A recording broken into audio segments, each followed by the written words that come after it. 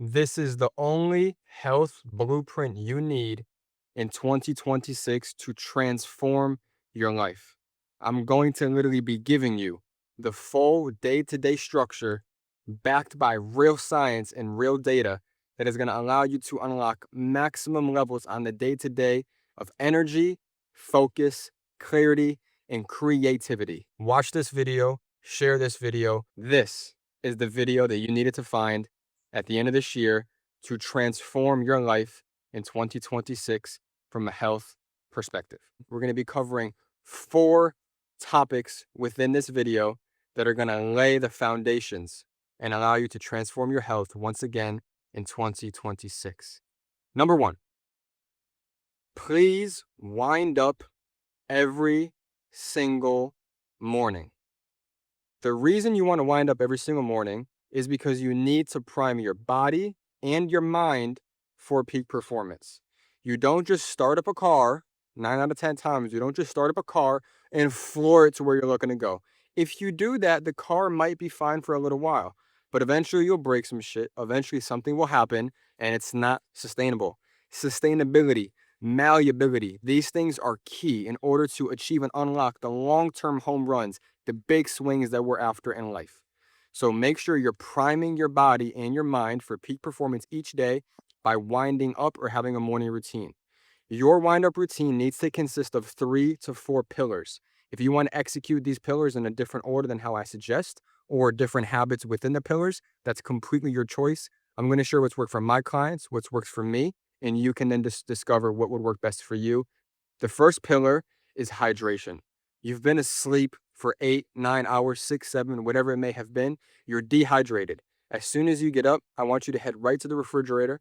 I want you to gather your fresh spring water, and I want you to hydrate with Celtic sea salt or Himalayan pink salt or some form of electrolyte pack that contains your electrolytes, your sodium, your magnesium, and your potassium.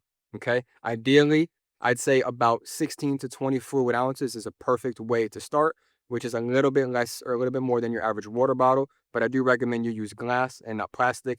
As we know, microplastics have a whole another host of problems from killing testosterone to hormonal endocrine disruptions and more.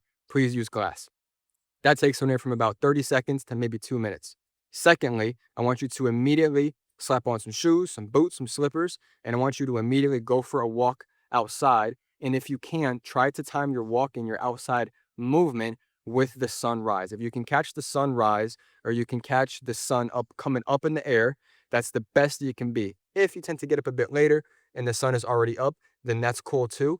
But just get outside, okay? If you have glasses or contacts, that's perfectly fine because it helps focus that light on the cells that are in our eyes that kickstart to the back of our brain, waking up our energy systems, releasing our adrenaline, our dopamine, our neurotransmitters that end up waking us up and kickstart our energy systems, okay? It is also a beautiful time to not be on your devices, to not go ahead and really be engaged and be mentally stimulating. You're out in nature, taking the nature sounds. You can set the tone for the day, fix your posture, keep your chest out, keep your chin up, keep your shoulders back, keep your scapula nice and tight in the back.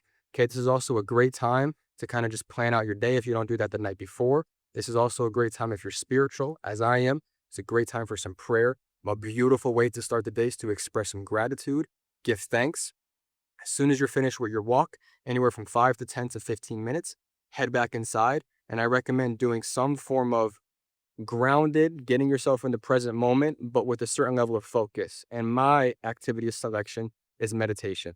I love meditation, not just because it makes me a more mindful person and I really get to kind of step outside of myself and be as present and grounded in the moment, but also because from a science perspective, you are literally flexing the muscles in your prefrontal cortex, which are responsible for very, very laser focused periods of time. Now, meditation, I'm not really sure from a spiritual point of view. Everybody has their own kind of different bias. Some like it, some hate it, some have never tried it. I would encourage you to try it. I personally use the app Headspace. I do about 5 deep breaths to kind of slow down, reset. Beautiful way to start my day. And then I go into the actual guided meditation session, which is about 5 to 6 to sometimes 8 minutes. And there, my focus is just to let go, not judge any of my thoughts, just be there, be present with them. Once I notice I'm kind of going off on a tangent, I'm thinking about a thought, what it could be, what it not, I come back, I focus on my breath, I focus on my weight. Like right now, I feel my weight in this chair, and I'm just present. Soon as I finish that, I say out loud, today's going to be an amazing day because I'm going to make an amazing day. Whether you believe in all that stuff or not, I'm one of the people that do believe in the law of attraction, things of the sort, but I put my work, my effort, my energy, and volume times consistency behind those words. Okay. It's not just one, it's not just the other. I recommend doing both to really achieve everything that you want in life. Okay. So that's meditation. Another great way to set the tone for the day, and this is just a bit optional. I love to personally journal. I love to write. So I like to write down 5 minutes, 5 things each day. One of them involves one of my kind of short-term / medium-term goals. The other two are something that I'm very thankful for. The fourth is something to do with what I'm going to do for the day. And the fifth are kind of like my core values, right? So I value who I am, my transparency, my integrity, my authenticity. I do things for love, for intention, for value, for making impact. And I write that in my journal. So I write those 5 things together when I include my prayer on my walk, the sunlight I'm getting, my hydration, the movement that I'm doing, and my meditation. And when I write in my journal together, I've literally timed it many times. I'm right between 25 and 30 minutes. I call that my wind up routine. Okay. That's the first things first. No devices during this time. Yes, meditation's on my phone, but that's the only thing it's there for. I'm just clicking on the app. I'm not checking follow-up emails. I'm not checking messages. I'm not checking to see who liked my stuff on IG. None of that. No screens except for the guided meditation session. I want to preserve my dopamine and not get into scrolling and this and this and that. I need to preserve my morning. I need to be selfish now so I can be selfless later on in the day. That is the first pillar, is winding up in the morning to prime your mind and your body for peak performance throughout the day. Now that we've established making sure that we've set our day and our morning up for success, I want to talk about some very, very crucial habits that you can use and you can execute on throughout your day before we kind of get to the wind down at night, and then how to transform your bedroom from a bedroom into a sleep sanctuary that helps you get the best quality and highest quality of sleep possible. So let's start with the midday habits. Number one is in between your calls or your deep work, after you have a couple blocks that equal 2 to 3 hours, I want you to make sure you do some form of exercise snack. An exercise snack is a very high intense activity that lasts no more than 3 to 4 minutes, and its sole purpose is to make sure you get your heart rate up and your respiratory up. It's to break those periods of intense focus. And remember that your body is limbo, it's flexible, you're mobile, and you don't want to stay sedentary for long periods of time. For focus, that's great. Once that block ends, we want to break it with some kind of movement. One of the best ways to do that is through an exercise snack. Whether you do a little mini circuit that includes some push-ups, some sit-ups, some burpees. I love to do shadow boxing personally, or whether that's something that's maybe a bit more tool-oriented, maybe some resistance bands that you have, or maybe, I don't know, maybe there's a little workout CD that you like. Do that for 2 to 5 minutes. Don't do it to the point where you're sweating like crazy, but get your heart rate up, get your respiratory rate up. You're going to release more dopamine, more adrenaline. You're not going to feel wired, but you're going to feel energized. It is an energy and a state reset. It's one of the beautiful habits you can do during the day to break up in between your calls or your work blocks, whatever that may be for you. Another great habit, or something you can do another few hours after you do your exercise snack to break it, and let's say you focus for another 3 or 4 hours. Another great thing that you can do before you end your day is actually do some dynamic stretching. Again, any form of movement. Dynamic stretching is the act of taking any limb that you have and putting it through an active range of motion. What I mean is there's really 3 stretches, but there's 2 kinds of stretching mainly. You have dynamic and you have static. First, let's understand what static is so we can really define what dynamic is in a second.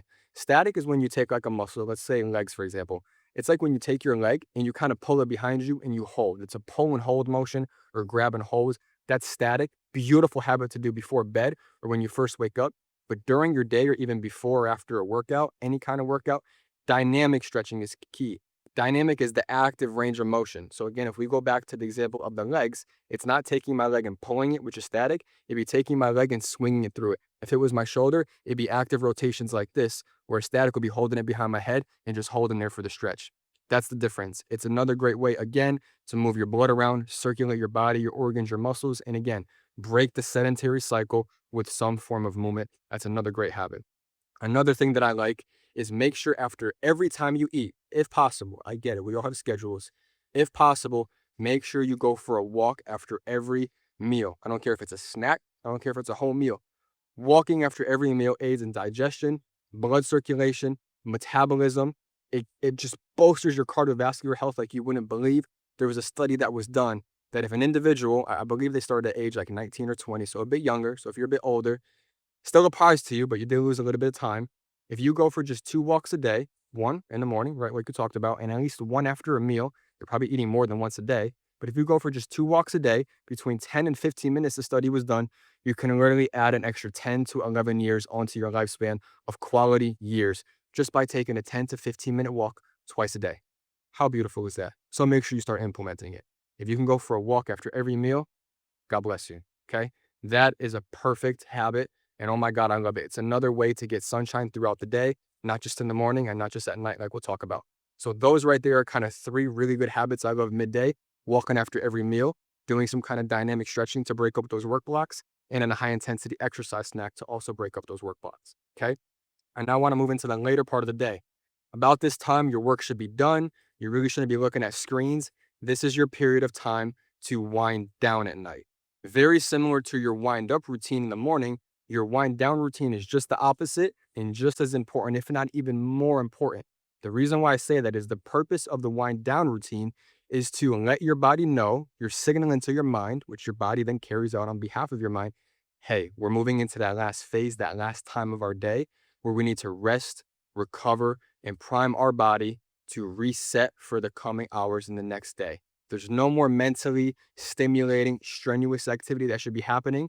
Just like we have our wind up routine, as I said, we should have a set of activities that again signal to our brain we're going into that last phase of our day. And some are here are my favorites. Ideally, your wind down should be anywhere from an hour to 2 hours long. It all depends, as long as it gets the job done. And over anything else, you're consistent with it.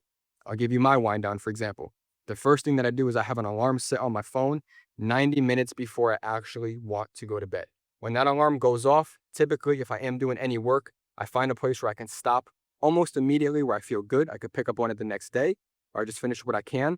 I then put on my blue light blockers. So if I do happen to look at the screen or there's some kitchen lights that are still on giving off that blue light, I'm going to be blocking that out. We know that blue light at night interrupts our melatonin production because melatonin is produced in the pineal gland, which is known as the gland of darkness. If blue light comes in during those late hours, we are prohibiting the production of melatonin, which is very sacred for us to become drowsy, fall asleep, and more importantly, stay asleep. Fragmented sleep, again, just like microplastics, has a whole nother host of problems that we'll get into in a different video. Okay, so now here are my steps to wind down. Alarm goes off. I finish where I'm at my work. I put on my blue light blockers. I immediately set my schedule for the next coming day. So what I finished, beautiful, I check it off. What I didn't, I know how to allocate it towards the coming week and the coming days. My blue light blockers are already on, blocking that blue light from coming in. I set my schedule. That's about 5 to 10 minutes. I then immediately start to go and do a written reflection on my day. This is with no screens. It's an actual notebook that I have. It's a journal. That takes me anywhere from 10 to 15 minutes. Great way to wind down, reflect. I'm not really thinking about things to create, so it's not as mentally stimulating. It's actually quite relaxing for me and for my clients as well that do engage in this habit. My apologies, guys. Was just briefly interrupted. But as I was saying, we were discussing our wind down. After we pretty much go ahead and I finish my self-reflection journaling, I then go ahead and take a very hot shower or a hot bath. Now, the science behind this is I want to warm up my extremities, like my head, my feet, my shoulders, because I need to internally cool my core temperature. This helps me fall asleep faster and stay asleep. Also, just a great time to, again, reflect, continue to wind down. And then I get those amazing shower thoughts, just like I'm sure anybody else does. And it is a beautiful habit. After my shower, I realize I'm typically at about an hour, hour and 10 minutes. So the last habit I then do, I put my blue light blockers back on out of the shower. I go back inside my room, dim my lights since I have a dimmer in my room. And from there, I then go ahead and do a 10-minute NSDR session. NSDR stands for non-sleep deep rest. Science behind this is I want to go ahead and focus on the sensations in my body to relax and wind down, focus on my breath and not just the racing thoughts that I have in my mind. Again, 10 minutes. After this is done, I then allocate the last 10 minutes to really just let myself fall asleep. I'm already drowsy. I'm ready to drop. My head's on the pillow and I'm good to go. The last thing that I then go ahead and I want to do is I then, again, my lights are very dim in my room. I put my blue light blockers down, take my glasses off. I charge my phone in a separate room. I come back in my room. All lights are off. And this is what brings me to pillar number 4, which is turning your bedroom into your sleep sanctuary. The core idea behind this is we only want to keep our bedroom for sleep and for romance. We need to keep our bedroom as cool as possible. Again, just like we cool our internal temp, we want the same thing to happen in our bedroom. So this is when I typically like to keep the room temperature from 62 to 65 degrees Fahrenheit. You can do that calculation if you need to, okay? I make sure my room is as clean as possible. I clean my room at least once per week. I also have blackout curtains. I want to take out all light from the room, no light possible at all. I even have black tape on some things for me and my clients. It's a tool that we all use. No light comes in the room. Same reason why we have our blue light blockers on. I want no light coming in. Room clean as possible, as cool as possible, as dark as possible. No electronics in the room, no phones, no clocks. I just use my room for sleeping. I don't eat in my room. I don't work in my room. I don't really talk in my room. I'm just there to sleep and make love. And that's it. Okay. And that is how you transform your bedroom into a sleep sanctuary, guys. So that is the video. Follow this daily structure of winding up in the morning, winding down at night, utilizing those tools and midday habits, and transform your bedroom into a sleep sanctuary to bolster that deep restorative sleep so you can set 2026 up for success and make it the year where your life changes for good. I hope you enjoyed, and thanks for sticking until the end. Peace.